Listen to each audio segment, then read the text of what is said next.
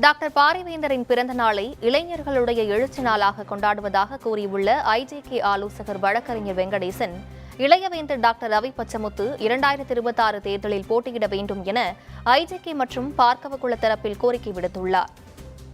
இன்றைக்கு இளைஞருடைய எழுச்சி நாளாக நமது மாண்புமை வேந்தரவர்களுடைய பிறந்த நாளை நாம் எல்லாம் கோலாகலமாக கொண்டாடி கொண்டிருக்கின்ற இந்த வேளையிலே இதுவரையில் இல்லாத அளவிற்கு மிகவும் புத்துணர்ச்சியாக மிகவும் புதுமையாக இந்த பிறந்த நாள் விழாவினை கொண்டாடி இருக்கிறோம்.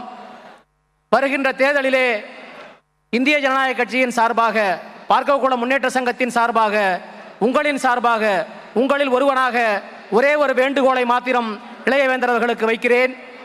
கண்டிப்பாக நீங்கள் வருகின்ற சட்டசபை தேர்தலிலே நிற்க வேண்டும்.